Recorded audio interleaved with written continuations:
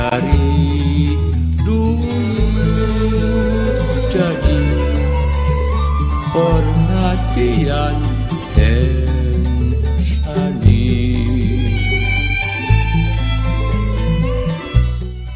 Penggalan lirik dari sang pencipta gesang menandakan kota Surakarta atau lebih dikenal dengan masyarakat kota Solo ini menyimpan begitu banyak peninggalan sejarah.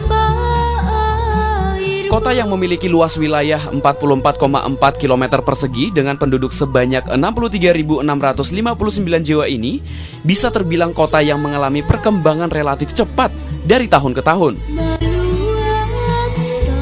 Brandnya sebagai kota wisata budaya Jawa The Spirit of Java sudah melekat dan begitu dikenal oleh masyarakat luas. Ditambah lagi, kota yang berjuluk Kota Bengawan ini lebih dikenal keberadaannya setelah terpilihnya Presiden Republik Indonesia ke-7 Insinyur Joko Widodo yang notabene asli wong Solo loh. Kini Solo makin berseri. Terlihat dari perkembangan berbagai fasilitas, salah satunya pendidikan. Mengenal Solo lebih akrab akan sejarahnya menjadi titik penting bagi siswa dalam mengenal seluk-beluk kota Solo. Adalah SMP Muhammadiyah, program khusus Surakarta, bersama 60 siswa kelas 8 yang terbagi 6 kelompok diberikan tugas untuk mengenal beberapa destinasi wisata di kota Solo.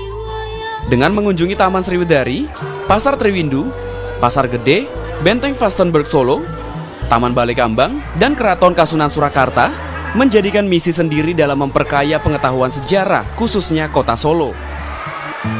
Sebelum kita berangkat, semoga kita diberi kelancaran, kemudahan, dan keselamatan sampai tujuan. Kita berdoa dipersiapkan. Ya, berdoa selesai. Ya, hati-hati di jalan, silakan melihat tanda jalan, berhati-hati.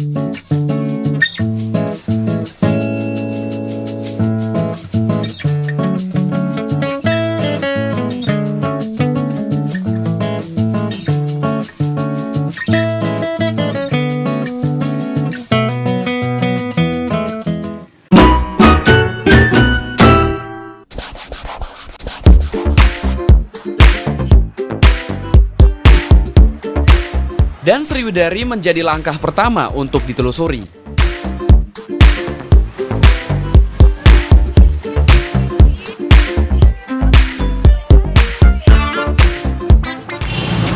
Teman-teman mana sih? Kok pada nggak datang? Nggak tahu nih. Iya nih, mana sih? Masa kita nunggu di sini nih? Iya aja deh.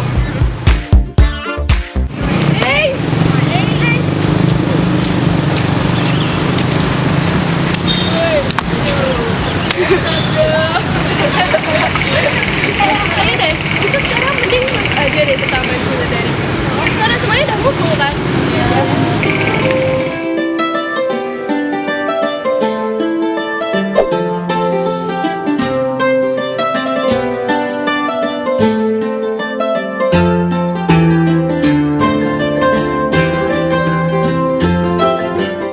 Wah, Sriwedari luas juga ya. Iya nih. BTW, kalian tahu nggak sih sejarahnya Sriwedari itu kayak apa? Masa kamu nggak tahu sih? Menurut buku sejarah yang pernah aku baca, Taman Sriwedari ini dibangun oleh Pakubuwono X. Awalnya karena Taman Sriwedari ini milik orang Belanda. Kemudian tanah ini dibeli oleh KMRT Mejoriningrat pada tahun 1870. Dulunya tanah ini tuh milik orang Belanda bernama Johannes Bussel. Oh gitu ya? Aku baru tahu nih. Aku jarang baca buku sih. Nah, ini nih yang paling terkenal dari Sriwedari, yaitu gedung wayang orang. Di sini sering banget diadain pementasan wayang orang loh. Cerita yang dibawakan pun bermacam-macam, mulai dari cerita yang Ramayana, Mahabharata, dan tak jarang loh ada kolaborasi antara seniman wayang Solo dengan seniman wayang Jakarta, Surabaya, Semarang, dan kota-kota besar lainnya. Oh gitu. Terus katanya di sini ada taman hiburannya juga ya? Iya, di Sriwedari juga ada taman hiburan juga. Di sana tersedia berbagai macam wahana menarik. Di sini juga ada stadionnya juga. Kapan-kapan kita nonton pertunjukan wayangnya yuk. Atau kita main aja yuk ke taman hiburannya. Boleh. Ide bagus banget tuh. Udah lama aku nggak main wahana di sini. Iya nih, kapan-kapan kita kesini lagi deh ya.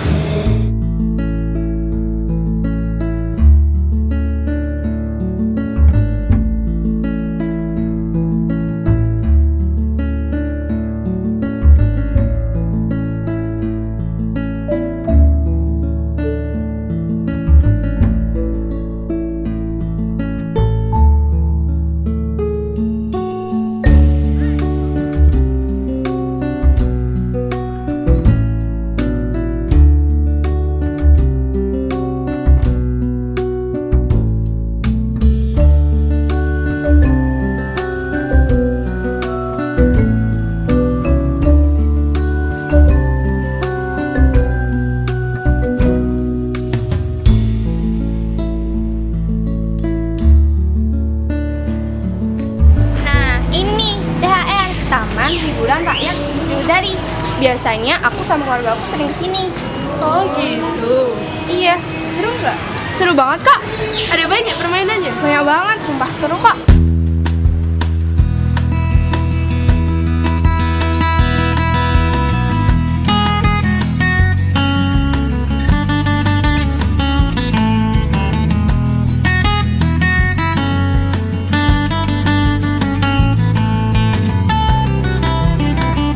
Ini nih guys yang namanya Gedung Wayang Orang. Tiap malam bakalan ada pertunjukan di sini.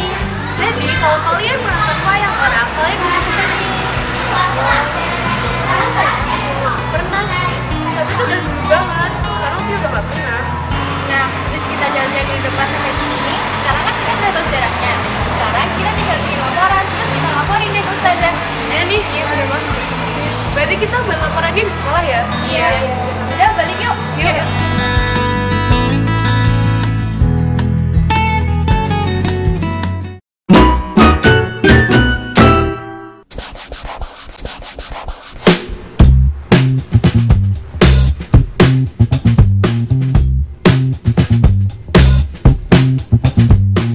Ingin berburu barang antik?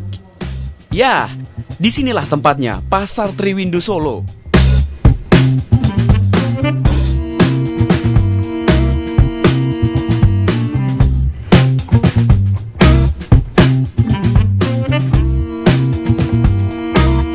Teman-teman pada kemana ya? Kok belum datang?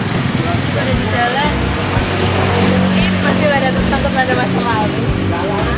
Pak, Mas mana ya?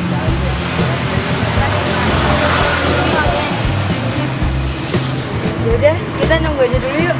Yuk.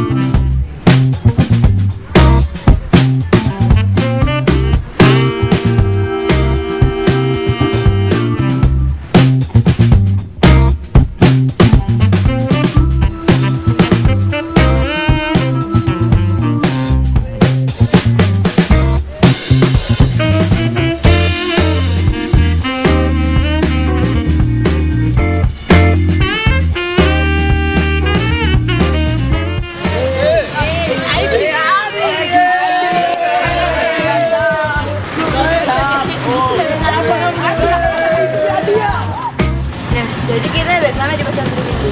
Pasarnya barang antik Kota Solo. Pasar Triwindu itu gimana sih sejarahnya? Jadi Pasar Triwindu itu berdiri sejak tahun 1939. Dan nama Triwindu berasal dari peristiwa ulang tahun Tahta Mangkunegaran ke-7.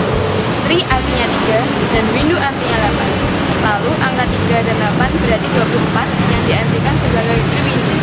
Dahulu pasar ini merupakan milik Mangkunegaran. Kemudian beralih menjadi milik pemerintah kota.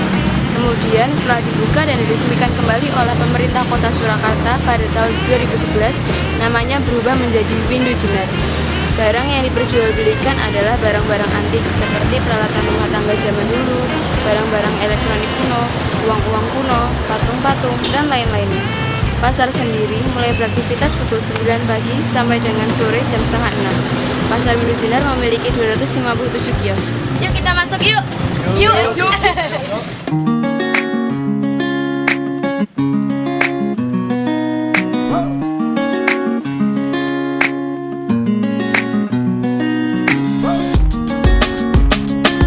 Dengan peralatan kamera yang dibawa, anak-anak siap mendokumentasikan momen apik ini.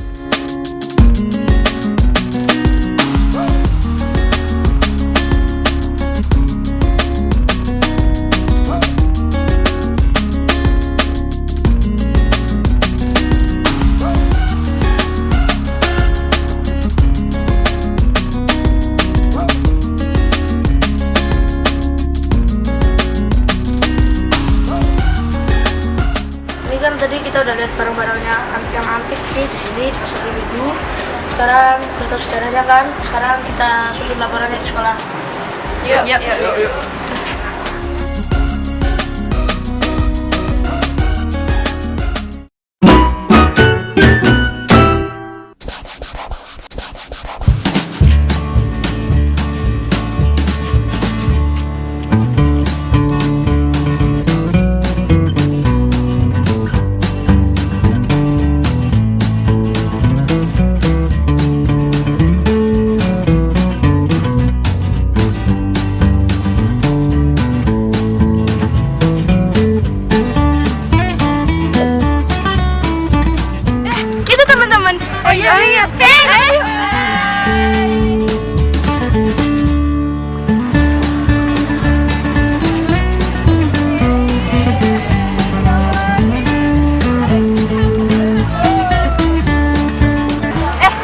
Udah ada di Balai Kambang nih. Wah, bagus ya. Iya. Yaudah, ayo kita lihat Balai Kambang kayak gimana.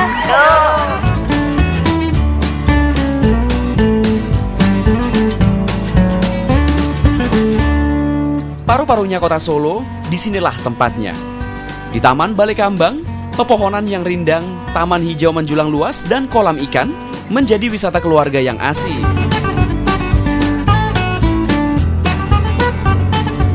Itu ada kolamnya. Kolamnya bagus tuh. Iya.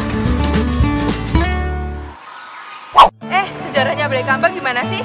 Jadi, taman ini tuh dibangun oleh KGPAA Mangkunegara 7 kepada ketua putrinya, yaitu Gusti Raden Ayu Partini Buseng Jaya Diningrat dan Gusti Raden Ayu Partinah Sukanta pada tanggal 26 Oktober 1921. Terus itu fungsi kolam Partini Twin-nya buat apa ya? Jadi, Partini Twin berfungsi sebagai tempat penampungan air untuk membersihkan kotoran-kotoran dalam kota, juga tempat untuk memancing dan menyewa perahu.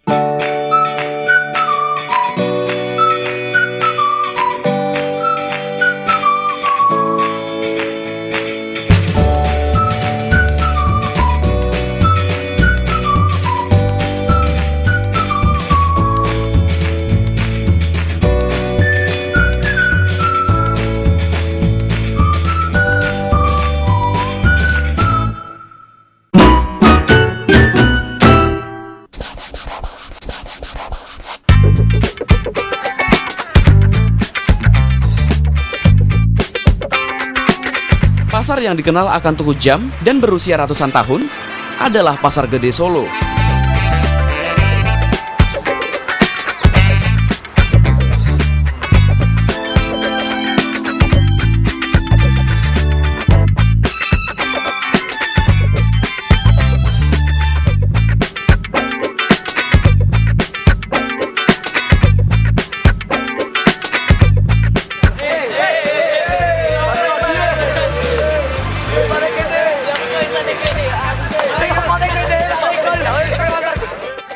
Nah ini teman-teman, ini pasar gede.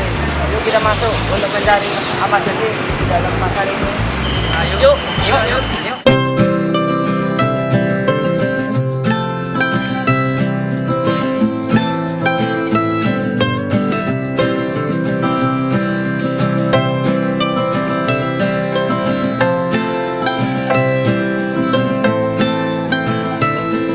Teman-teman, kita bisa di sini, kita mencari tahu makanan dan minuman tradisional di sini. Yuk.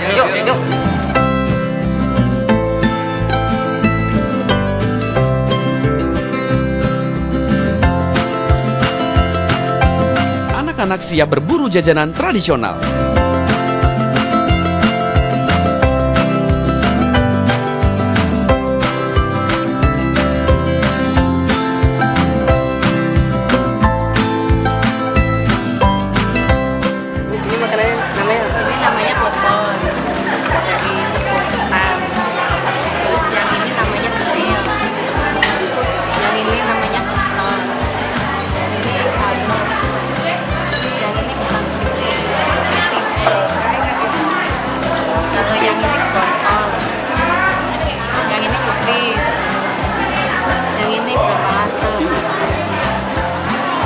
Namanya tembongan, jajanan pasar, pasar ini. Yuk teman-teman kita melihat makanan tradisional yang lainnya. Terima kasih Bu. Terima kasih Bu. Terima kasih Bu.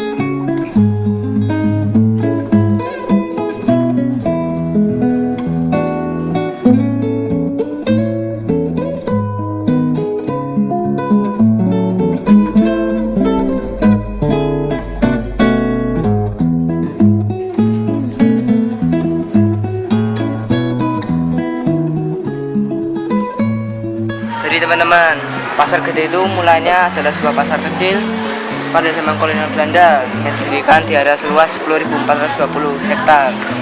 Bangunan pasar gede dirancang oleh seorang arsitek Belanda bernama Insinyur Thomas Karsten dengan perpaduan antara gaya bangunan Belanda dan gaya bangunan Jawa. Dan akhirnya selesai pada tahun 1930 dan akhirnya diberi nama Pasar Gede. Oh guys, kita akan sudah tahu sejarah pasar gede. Kita akan ke sekolah dan menjelaskan sejarah pasar gede kepada guru dan teman-teman kita. Oke? Oke. Siap.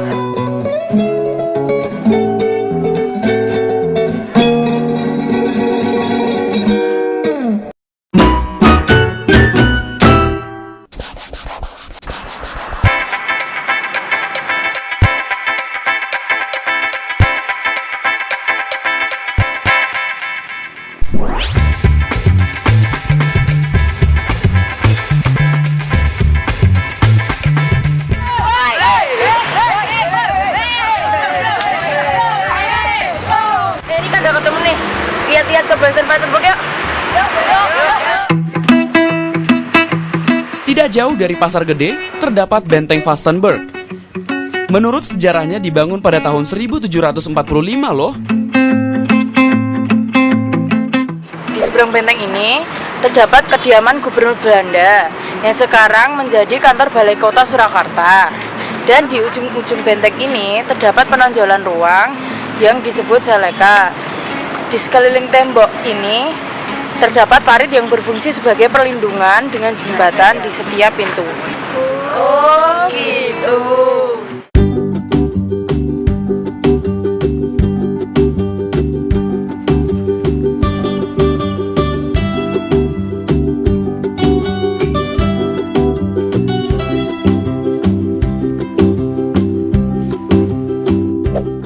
Setelah kemerdekaan, benteng ini dijadikan markas TNI untuk mempertahankan kemerdekaan. Benteng ini juga pernah digunakan sebagai tempat pelatihan keprajuritan wilayah Surakarta dan sekitarnya. Di dalam benteng ini ada beberapa barak yang memiliki fungsi dalam militer. Benteng ini menjadi tidak terpakai. Dan pada saat kepemimpinan Pak Jokowi, benteng ini mengalami perubahan. Cat benteng yang mengelupas cat ulang dan warna putih. Nah, sekarang kan kita udah tahu gimana benteng Vastenburgnya dan gimana sejarahnya. Kita sekarang bisa balik ke sekolah untuk membahas tugas yang diberikan ustadz kita.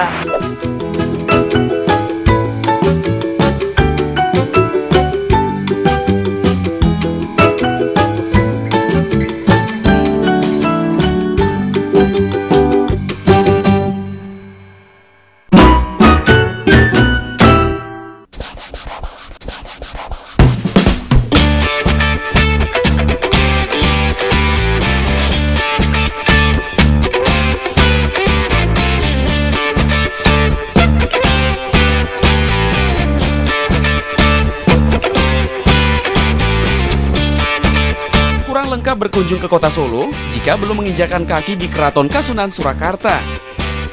Bangunan masih asli tentunya menjadi daya tarik tersendiri bagi wisatawan.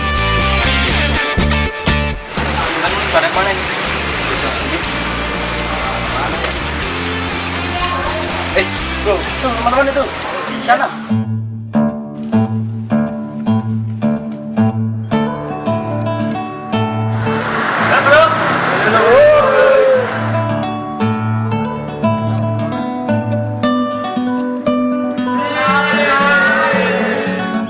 Bro, kita sudah sampai di Keraton Kasunanan Surakarta. Jadi Keraton Kasunanan ini dibuat tahun 1754 oleh Sunan Pakubuwono II. Oh iya, keraton ini juga menjadi saksi bisu penyerahan kedaulatan kesultanan Mataram oleh Susuhan Pakubuwono II kepada VOC pada tahun 1749. Setelah perjanjian Bianti tahun 1755, keraton ini kemudian dijadikan istana resmi bagi Kasunanan Surakarta. Kasunanan Surakarta masih ditempati oleh Sri Sunan dan keluarganya. Tetapi bagian kompleks keraton jadi museum yang isinya pemberian raja-raja Eropa, replika senjata pusaka, dan gamelan. Nah, jadi kita sudah mengetahui sejarah Keraton Kasunanan Surakarta. Kita akan pulang dan akan menceritakan ke pembimbing-pembimbing kita dan juga kawan-kawan kita. Oke, siap.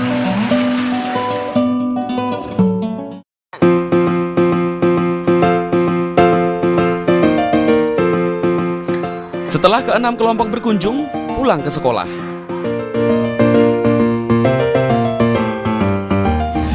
Assalamualaikum warahmatullahi wabarakatuh. Perkenalkan, saya Muhdiat Moko selaku Kepala Sekolah SMP Muhammadiyah Program Khusus Kota Barat, Surakarta. Alhamdulillah, SMP Muhammadiyah Program Khusus Surakarta sudah bisa hadir dan mewarnai pendidikan di Kota Solo.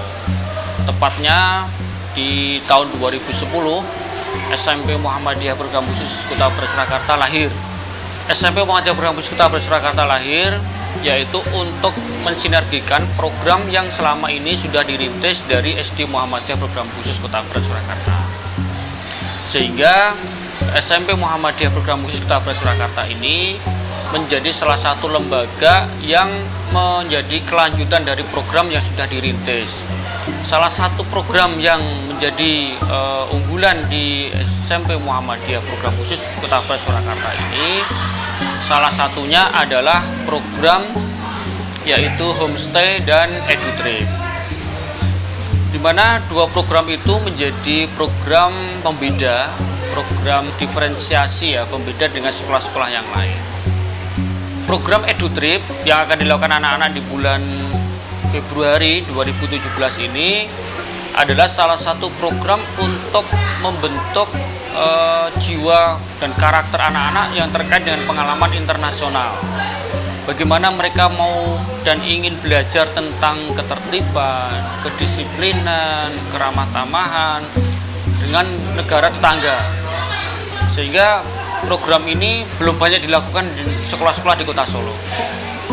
Kemudian kedua, program homestay. Program homestay itu juga program yang untuk meningkatkan kearifan lokal.